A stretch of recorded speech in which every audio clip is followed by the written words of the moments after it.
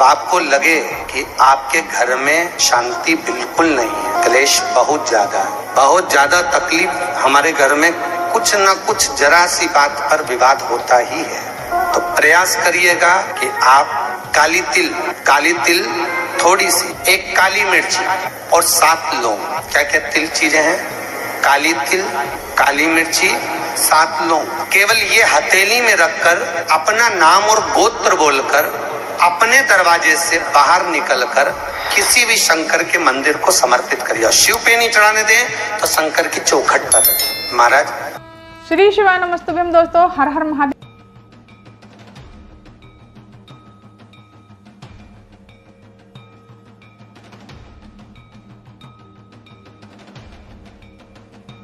कैसे हैं आप? आशा करती हूँ सब ठीक होंगे और सुरक्षित होंगे। दोस्तों, आज हम बात करेंगे फूल की, पुष्प की, कि भगवान को हमें पुष्प किस प्रकार से समर्पित करना चाहिए, और बात करेंगे कि हमारे घर में लड़ाई झगड़े होते हैं, बहुत टेंशनें रहती हैं, बहुत कष्ट रहता है, उस उपाय के बारे में। तो चलिए जानते हैं दोस्तों इस उपाय के बारे में और पुष्प के बारे में चर्चा करते हैं। दोस्तों, पूज्य गुरुदेव की कथा सुन करके और समझ करके बहुत सुंदर सी बात और उपाय लेकर के आई हूँ मैं। तो दोस्तों, समझने का प्रयास कीजिएगा। अगर कोई बात समझ में ना आए तो आप कमेंट करके पूछ लेना। आगे बढ़ने से पहले अगर मेरे चैनल पर नए आए हैं तो चैनल को सब्सक्राइब कर दीजिए, वीडियो को लाइक कर दीजिए और कमेंट में श्री शिवाय नमस्तुभ्यम अवश्य लिखिए, या भगवान का कोई सा भी प्यारा सा नाम आपको जो पसंद हो, जो अच्छा लगता हो, वो जरूर लिखिएगा। चलिए जानते हैं दोस्तों, हमें फूल किस प्रकार से चढ़ाना चाहिए, भी नहीं चढ़ाना चाहिए। कहते हैं कि महादेव हमें डंडी ही प्रदान करते हैं जब हम फूल इस तरह से चढ़ाते हैं। कोई भी अगर वो कार्य के लिए, कोई भी हमारी कामना पूरी करने के लिए वो खड़े होते हैं तो उनकी डंडी चुभती है। पूज्य गुरुदेव के वचन ये हैं। तो हमें फूल इस तरह से नहीं चढ़ाना चाहिए। फूल का मुख हमेशा हमें महादेव की तरफ रखना चाहिए। हम सजाते हैं, उनको श्रृंगार करते हैं, लेकिन फूल का हम मुख अपनी तरफ रख लेते हैं और डंडी का मुख कर देते हैं बाबा की तरफ, महादेव की तरफ। तो आपको इस प्रकार से फूल नहीं चढ़ाना। इस तरह से देखिए, इस तरह से फूल समर्पित करना है। और अगर ऊपर समर्पित कर रहे हैं तो भी फूल का मुख इस तरह से होना चाहिए। दोस्तों, इस तरह से हो, डंडी का मुख नहीं होना चाहिए। इसी प्रकार से दोस्तों, बेलपत्री भी उल्टी समर्पित की जाती है। भोलेनाथ, सीधी बेलपत्री अगर समर्पित करोगे तो उनको स्वीकार नहीं होती, आपको हमेशा उल्टा ही समर्पित करना है। पूज्य गुरुदेव कहते हैं कि फूल का एक नियम ये है कि अगर हम फूल इस तरह से चढ़ाते हैं तो पूज्य गुरुदेव कहते हैं कि इस तरह से चढ़ाने से फूल हमारे हृदय की बात को, हमारे मन की बात को, हमारी कामना को महादेव से कहते हैं। वो ये कहते हैं कि बाबा, इसने अपने कोमल मन से, जैसे मैं कोमल हूँ उसी कोमल मन से आपको मुझे समर्पित किया है, ऐसी ही कोमलता इसकी बनाए रखना, और आपको जितना मैं सुगंधित हूँ उसकी ऐसी ही सुगंधितता इसकी पूरी समाज में फैलाए रखना।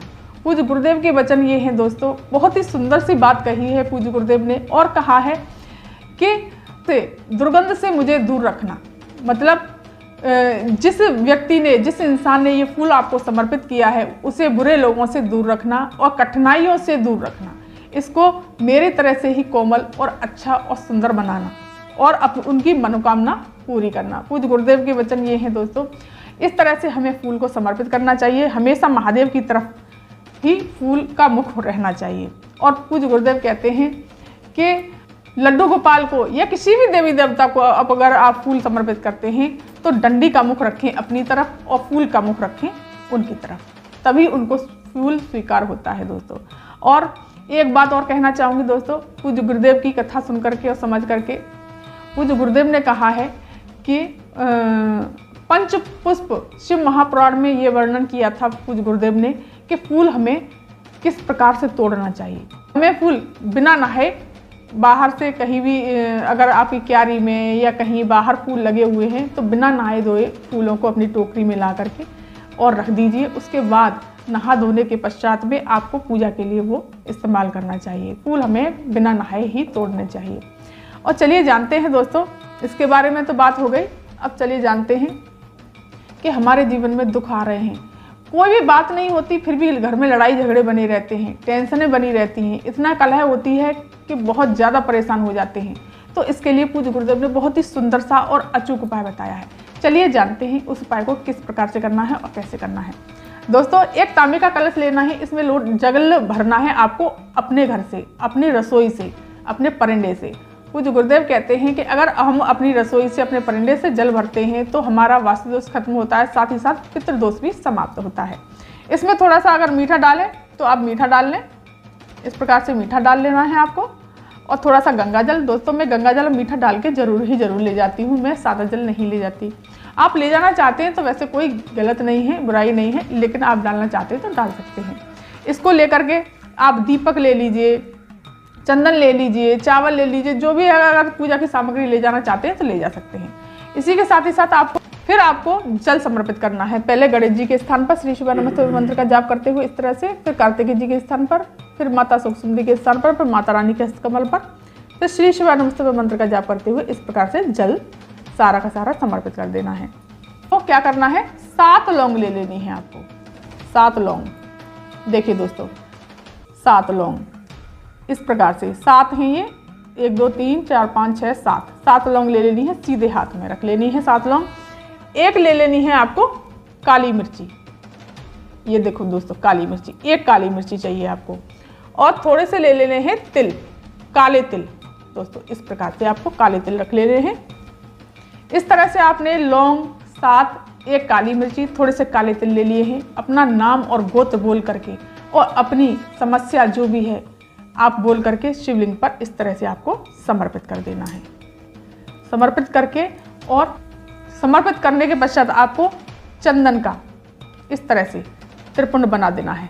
चंदन से त्रिपुंड बना दीजिए और फिर एक आपको दीपक प्रज्वलित कर लेना है। दीप प्रज्वलित करने के पश्चात आपको थोड़ी देर वहीं बैठना है, अपनी कामना कहनी है, अपने दुखों को कहना है। जो आपके घर में लड़ाई झगड़े, टेंशन या दुख आ रहे हैं उनको प्रकट करते हुए, भगवान से प्रार्थना करते हुए थोड़ी देर बैठना है। श्री शिवाय नमस्ते मंत्र का जाप करना है और इसके पश्चात आपको आरती कर देनी है भोलेनाथ की, और प्रणाम करते हुए इस तरह से आपको फिर चरण छू लेने हैं और फिर अपने सीधे घर चले जाना है।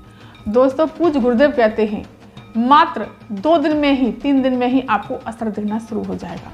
ये बहुत ही अच्छा और अचूक उपाय है, आप इस उपाय को जरूर करिएगा।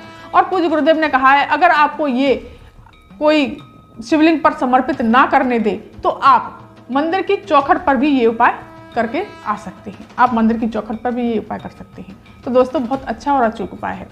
तो दोस्तों ये जानकारी आपको कैसी लगी? अगर पसंद आई हो तो चैनल को सब्सक्राइब कर दीजिए, वीडियो को लाइक कर दीजिए और कमेंट में श्री शिवाय नमस्ते अवश्य लिखिएगा। धन्यवाद।